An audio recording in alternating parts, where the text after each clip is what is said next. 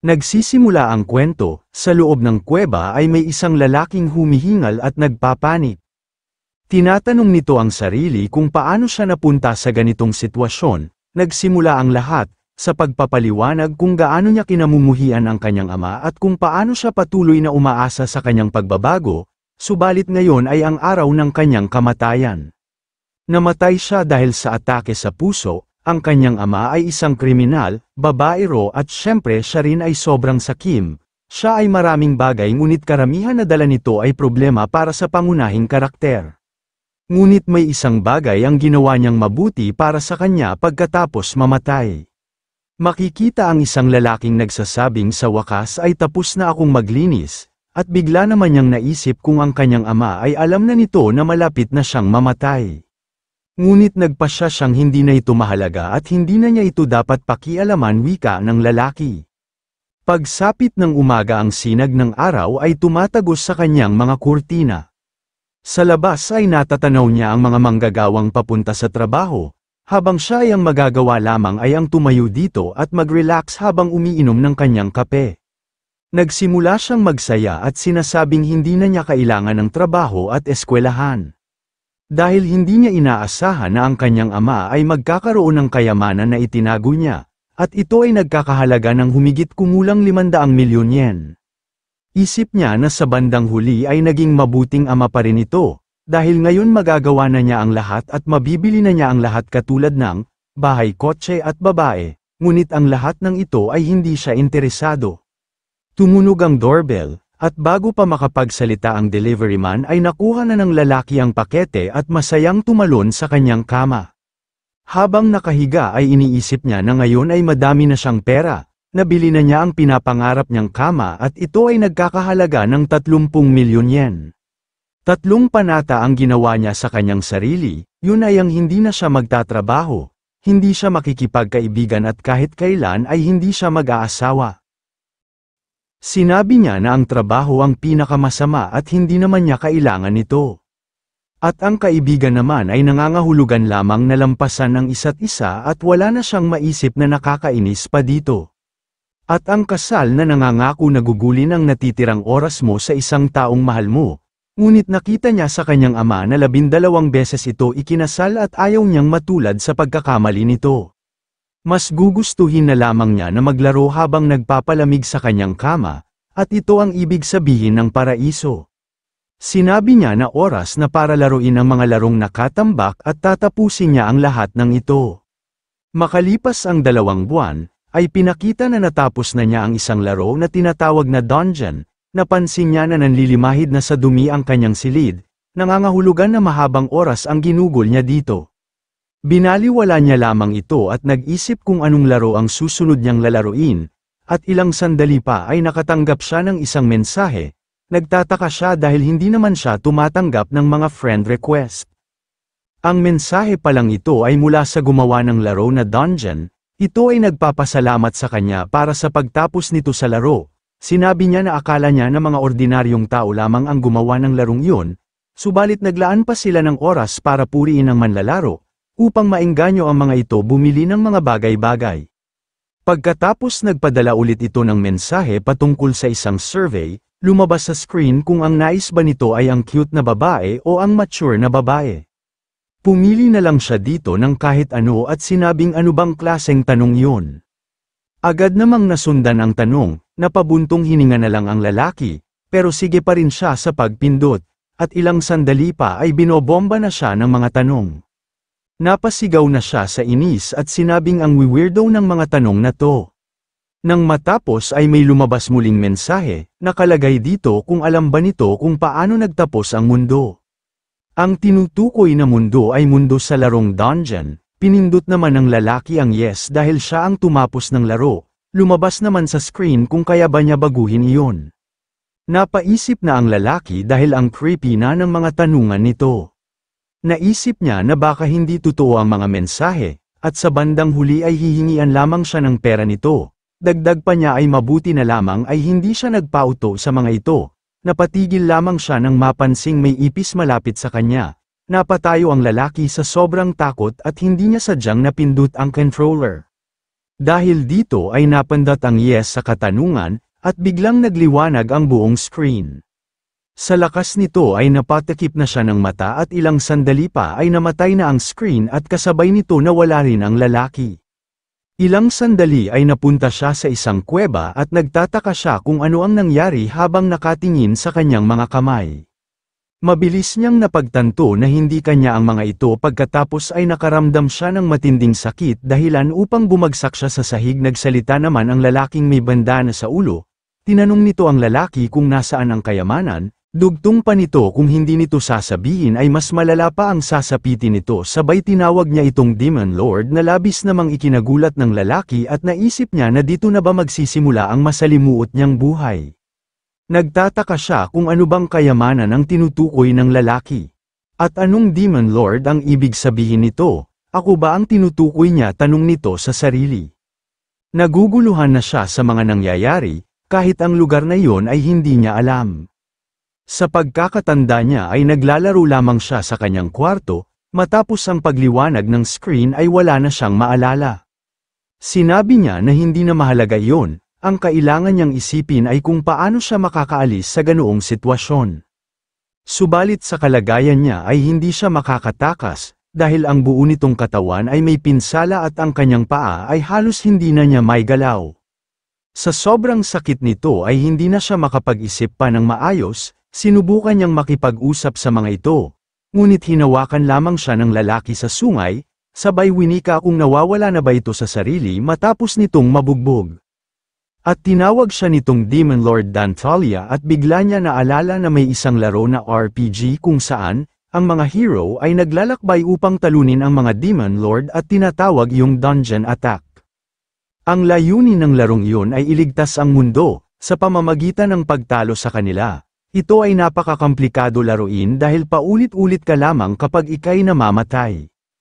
Sa pagtatapos ng laro na ito ay ang pagbagsak ng kanilang mundo. At naalala niya si Dantalian ay isa sa pinakabasura na niraranggo sa ika-71 mula 72 Demon Lord.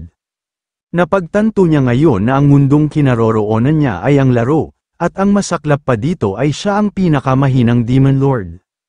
Gulong-gulo nitong iniisip kung paano ito nangyari, subalit ang lahat ng nangyayari ay nagpapaliwanag, na siya ay nasa loob ng isang laro, naisip niya kung totoo ito ay masama ang aking sitwasyon. Hanggang bigla siyang sinuntok ng lalaki dahilan ng kanyang pagtalsik, winika nito kapag nagpatuloy ito ay maaari siyang mamatay. Nagsalita naman ang lalaking may bandana at sinabi sa mga kasama niya na patayin na nila ang Demon Lord. Agad naman sumunod ang mga lalaki at agad nilang binugbog si Dantalia. Sa isip nito ay nawala na nga ang malupit niyang ama, at nagkaroon na siya ng magandang buhay. Subalit andito siya naghihingalot na lalapit na ang kamatayan. Dahil sa bagbog na natamo ay malapit na siyang mawalan ng malay, nikata niya ang kanyang ama at ito ay nakangiti habang nakatingin sa kanya. Sinabi niya na kasalanan niyang lahat ng ito, at may naalala siyang pangyayari noon. Siya ay nakidnap ng isang taong may galit sa kanyang ama. Winika ng lalaki na ano bang meron sa bata na ito at kalmado lamang siya. Sa isip ni Dantalia na sa puntong yun ay pagod na siya sa kanyang ama, hinayaan niya na makidnap siya at maging kalmado. Habang nakatutok ang baril sa ulo ng bata ay sinabi niya kapag may ginawa ka ay babarilin niya ito. Tila naman hindi natinag ang bata at sinabing sige barilin muna ako, sa isip niya ay sa wakas makakalaya na siya sa kanyang ama. Nagulat naman ang kidnapper sa sinabi ng bata, nagtataka naman ang lalaki kung ano bang problema ng batang yon. Sa bandang huli ay sumuko na rin ang kidnapper. Sa isip ni Dantalian na ang makakaligtas lamang sa bandang huli ay ang may matatag na pasya. Sa kasalukuyan naman ay sinabi ng lalaking may bandana, na ito na ang huli mong pagkakataon. Tinanong niya ulit ito kung nasaan ang kayamanan, tinawag na ng lalaki ang isang kalbo upang tapusin na si Dantalian. Dahil wala na itong balak magsalita, sumunod naman agad ang lalaki at tinanong si bandana kung sigurado ba ito. Wika naman ng isa na hahanapin na lamang natin ang kayamanan, patayin muna siya. Hahampasin na ng kalbo si Dantalia upang paslangin, subalit napatigil siya nang sumigaw si Dantalian na sige sasabihin ko na, sa isip niya ay kailangan niyang mabuhay. Natuwa naman ang kalbong lalaki, wika nito, sa wakas ay sumuko ka na. Kapag nakuha na namin ang kayamanan ay ireregalo ko ang iyong ulo sa aming boss, at siguradong ikatutuwa niya ito. Sa isip naman ni Dant Alien, ang problema ay hindi ko alam o kung may mga kayamanan dito, maaari akong manghula ng mga direksyon, subalit pag wala silang nakitang kayamanan ay siguradong papatayin nila ako ng walang pag-aalinlangan. Dagdag pa nito, pero kailangan ko itong gawin upang makakuha ng kaunting oras, para makapag-isip kung ano ang dapat kong gawin. Kaya't sinabi niya sa kalbong lalaki, ako ay sumusuko na, dahil dito ay sasabihin ko na sa inyo kung nasaan ang kayamanan, ito ay nasa Demon Lord Chamber. Subalit ito ay nakatago gamit ang magic, ang tanging makakatanggal ng magic na ito ay walang iba kundi ako lamang. Agad naman siyang inatake ng lalaking may bandana, sinabi nito na kapag siya ay nagsisinungaling ay papatayin niya ito agad-agad, sumang-ayon naman si Dant Alien sa sinabi ng lalaki. Sinabi naman ng lalaki sa kanyang mga kasama, kung narinig nila ang lahat ay pumunta na sila sa Demon Lord Chamber, agad naman natuwa ang mga hangal. Sa isip naman ni Dant Alien, sa ngayon ay tagumpay ang unang plano, hindi nila ako agad maaaring patayin hanggat hindi pa kami dumarating sa chamber, ang totoong laban ay magsisimula na, kailangan ko na mag-isip agad ng susunod na plano. Napansin naman siya ng lalaking may bandana at sinabing bilisan nito ang lakad at dagdag pa nito kung nagpapalipas lamang ito ng oras ay papatayin niya ito. Humingi naman ng pasensya si Dant Alien, sa isip niya ay kung patuloy na ganito ay mamamatay agad siya, subalit bago nila siya magawang patayin ay uunahan na niya ang mga ito. Dahil sa mga armado ang mga ito at nasa mahigit 10 tao sila, siya ay naghahanap ng sandata upang magamit, kahit isang halimaw ay wala siyang makita at halos ang mga bangkay ay mga buto na lamang. Iniisip niya wala na siyang aasahan kundi ang sarili niya, dugtong pa nito kung gaano pa sila kalayo sa Demon Lord Chamber, dahil sa oras na dumating sila doon ay tiyak na ang kanyang kamatayan. Hanggang bigla siyang may naalala, na kung ito ay isang laro ay magagamit niya ang mga game skills, ito ay ang Eye of Zeus, pagkasambit niya nito ay lumabas ang isang screen.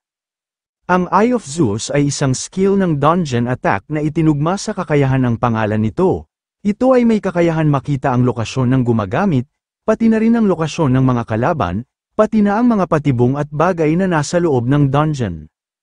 Ito ay isang mataas na uri ng skill na magagamit lamang sa kalagitnaan ng laro, subalit mayroong isang lugar na maaari itong gamitin sa simula, ang unang tutorial dungeon na pinupuntahan ng mga adventurer upang matutuhan ang game mechanics. Ito ay ang Dantalian Castle.